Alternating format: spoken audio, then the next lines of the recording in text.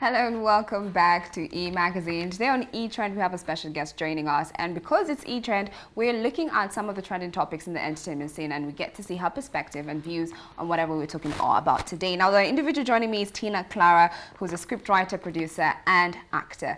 Thank you so much for joining me today. Thank you so much. I'm so glad to be here. Great. Now, before we even get down to the topics we're going to talk about today, of course, I want to get to know a little more about you.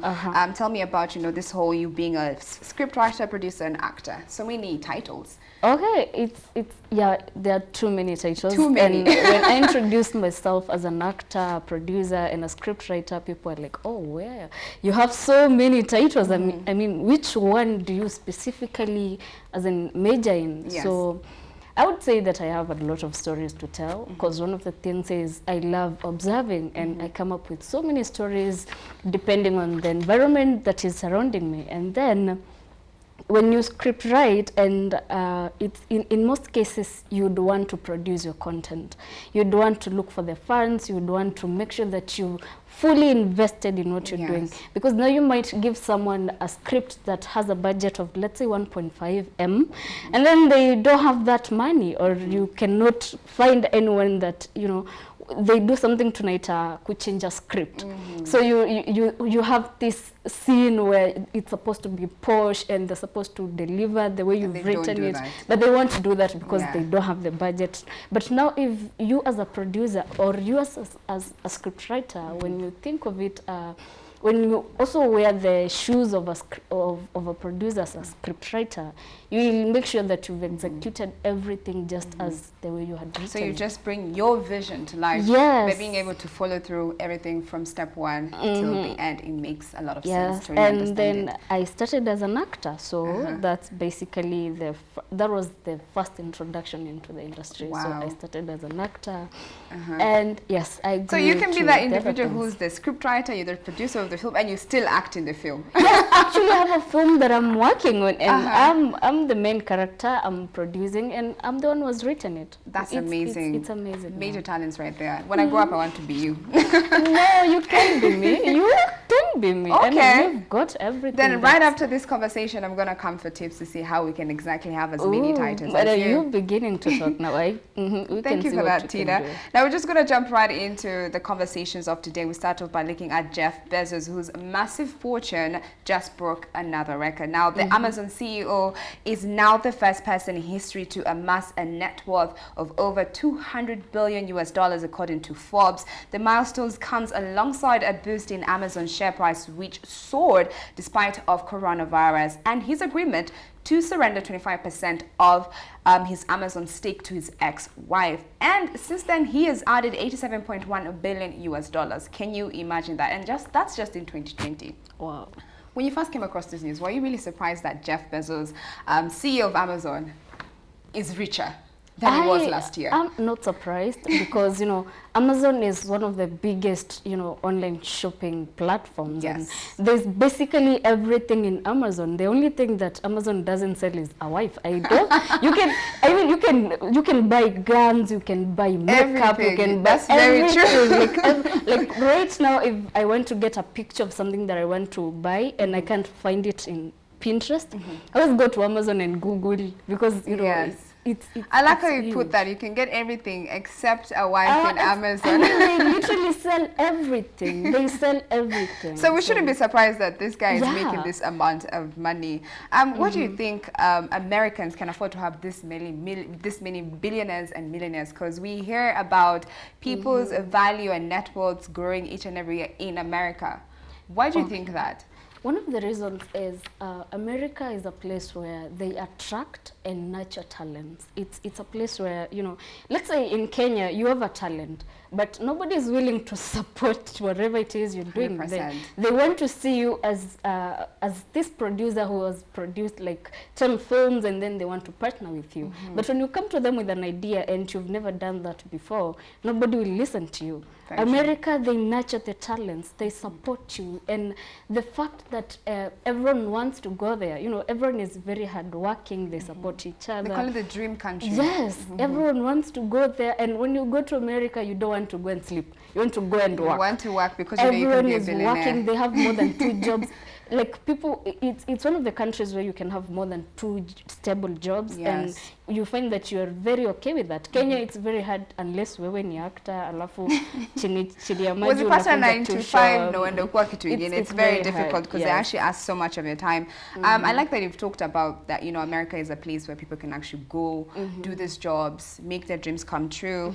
What industries in general do you think create a lot of these billionaires? From your perspective and experience, Okay, the thing is, first of all, we're talking about finance. We're talking about billionaires. So definitely, any industry that deals with, you know, money, that is banking and everything, they will produce millionaires easily. And then we have infrastructure and transportation, because, you know, everyone is traveling. We have real estate. There are so many. Jesus. There's entertainment industry. Hollywood is producing one of the biggest, you know, producers, actors, and they are well paid. I mean, right now, I think the basic salary of a producer, it's over 1 billion. I mean, they have a lot of money. And so we're not in the wrong industry 100% when it comes to that. We are not in the wrong industry, we're just in the wrong country. I mean, I like how you've put that. Now, of course, you've just mentioned entertainment is another major industry that, you know, produces millionaires and billionaires. And entertainment, the film industry falls under that as well, and which has many billionaires and millionaires. You know, you find directors living in mansions and making so much money being a film director, or even just a TV show director.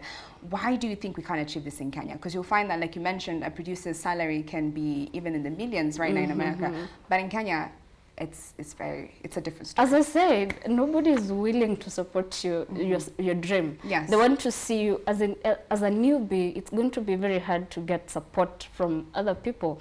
They want to support the veterans, people who've been there before you, which is very hard because maybe these veterans do not have a story to tell. Yes. Maybe the story that would, you know, bring Kenya into the map of the world is a story that has never been told before by someone who has never been in the limelight before.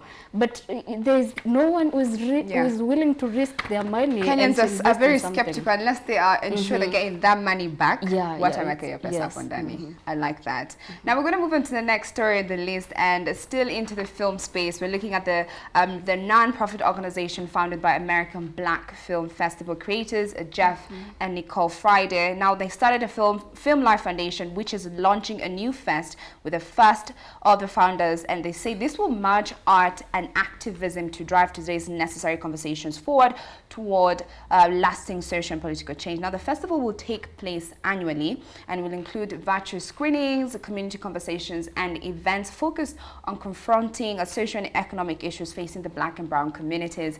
They're going to be having submissions starting this September, and it cuts across different narratives from documentary features, short films, and new media projects that look at issues on police brutality, criminal justice reform, and income disparity, which is happening all around the United States. Now, back to you, Tina. Being a film producer, being an individual who's been in the film industry, especially in Kenya, do you think this movement is beneficial to the Black communities and Brown communities in the United States, especially seeing and following what's been happening, you know, on social media in America? What are your thoughts on that? That's basically going to do, you know, it's going to be beneficial to this generation and generations to come. For example, you've seen films like Sarafina. You've never been to South Africa. You don't know what those people were being mistreated by their colonizers, but you have an idea because you saw what happened. Yes. We've been talking of I Can't Breathe. We've been talking of Black Lives Matter. How do people know, come to know of these stories? Because they see. Now, if there's a platform where people will make films about the same and speak up about those things, now it is time for the world to hear them. There's no any way that you can express yourself better than visually. If you show people that, hey, this is what is going on in the world. This is what you white people are doing to Black people. I mean, everyone is going to change. And that's why even white people in America are saying Black Lives Matter. Because they've seen these clips. They've seen these videos. They've actually seen. There's something that people say. If you saw the people that you did injustices to, you'd probably not do those things to yes. them. If a thief saw the pain that person was being mugged goes through, they will definitely not steal. They would probably return the things to them. But it's easier for people to get away with the fact that, you can do something to someone and not see it. And not see it. It doesn't so affect if they you. show them that this is what you've been doing to us and we want this to change, it's going to be very easy for them to be heard. It's true. It's a true fact that a film can bring out emotions, complete different emotions from reading a book or reading something. For example, I don't know if you've watched When They See Us. A lot of us never even knew that story. Yes, I saw it. And, when you saw it, how did you feel? How did you feel about that? I was like, this is something that happened to people. And one of the things is, one of the actors in that film was actually a victim of that thing. Wow, yeah. And the fact that he got a chance to show people what they did to him, it really got into people's hearts, and they were like, oh my God, we are so sorry. If this happens, we are going to do something about it. So, you know so many things about Nigeria, but you've never been to Nigeria. I've never been to Nigeria. You know so many things about India. You've never been to India. So every country sells itself in a better way when they show people what they share with us their culture, their experiences through films. I wanted to know what's your take on what's happening in the United States right now.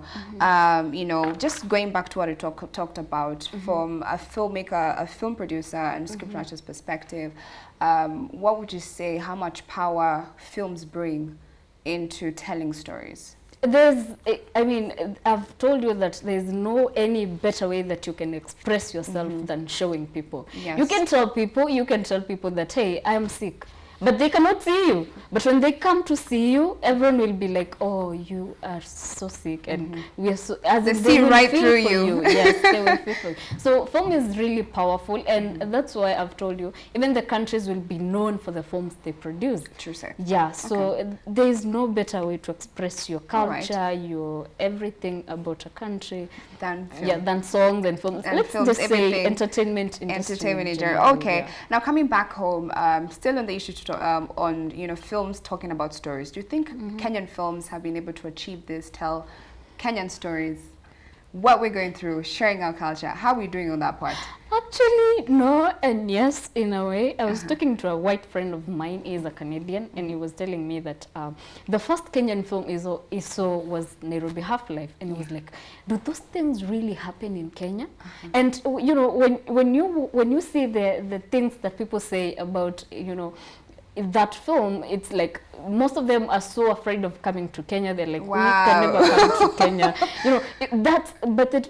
The sad thing is, out of all the films that we've made in Kenya, out of all the things that we have achieved as an entertainment industry, that is just one of the films that everyone knows. The other film that people came to know was Rafiki, but it was banned. People were like, oh, homosexuality is illegal in Kenya. I mean, why would they say it's a great film? Yeah, I feel like even the Western world appreciated Rafiki more than our own country did. Apparently it was even shown in Kenya just because it had been nominated, and they gave a timeline. They said you have to see the film in a span of 2 weeks. After that you can't access it. Yeah. Wow, that's crazy. So that is crazy. But we've not achieved that. And on that note, do you feel like a part of you feels like we don't have freedom of speech in our country? Not just in film, but also music.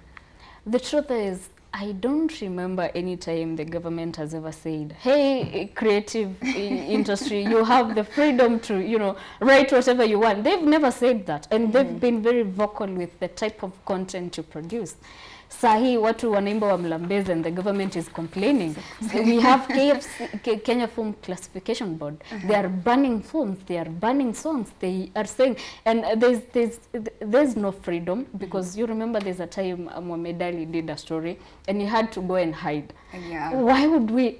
America tells stories about White House down, how to bomb a White House, and this crazy stories about CIA, FBI, and nobody asks them. But when we Kenyans do that, oh, you will be jailed. You'll be jailed for life. I mean, we even have companies suing the White House, which is such a bold move. I'm actually going to move on to that story. We'll talk about TikTok. I know TikTok has been a conversation for the week because it's been facing a lot of pressure from the White House. Now, TikTok CEO Kevin Mayer has left the company amid ongoing disputes with the Trump administration's and sale talks. The news was first reported by Financial Times, and in quotes, we appreciate that the political dynamics of the last few months have significantly changed what the scope of Kevin's role will be going forward, and fully respected his decision, a TikTok spokesperson said in a statement.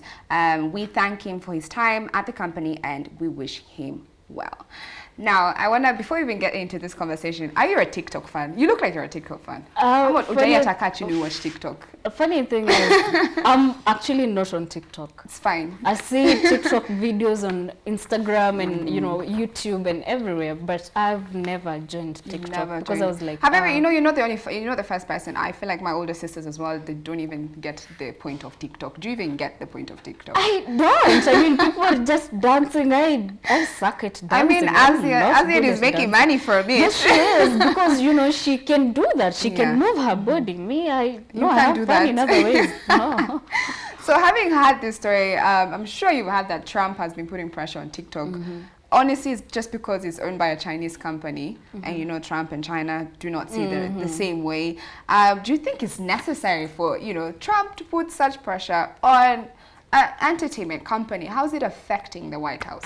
The thing is, I think he said it was a matter of national security, and I think US has always been very vocal about that. Yeah. Do whatever you want to do, tell your stories however you want to tell, introduce whatever crazy apps you want to introduce, but do not interfere with the security. So if it was something that was a threat to the national security, then he had all the rights to complain about it. So I don't think what he did was wrong, and by the end of the day, he doesn't make these choices alone. He might even pengine hata he has never been seen I'm TikTok. sure TikTok. Yeah, but he was told. So these are decisions that are made by so many people, and then by the end of the day, anaambiwa there's this thing that is interfering with our national security. We think it's not okay for us, and he did what he had to do. Okay. Still going on the fact that TikTok has been something that's been trending. I feel like even sana tuliingia quarantine coronavirus, tulisikia hype sana vizuri sana when we're indoors. Especially in the music space, you'll see musicians using TikTok as a place for them to promote their music. Being a creative in the film industry, do you think this is something you'd consider to use as a marketing tool, maybe for whatever films or series you produce? If I was a musician, probably yes. I'm a filmmaker. I mean, what am I going to tell people? At least I have a line at you, I'm going to kill you. So what will people do about it? I mean, they will just talk, and by the end of the day, I don't think that's the right platform to market a film. Yeah. But it's the right platform, pengine, to promote things like music, because basically it's about music. Yes. And the background, whatever. The dances. I really appreciate your views on that.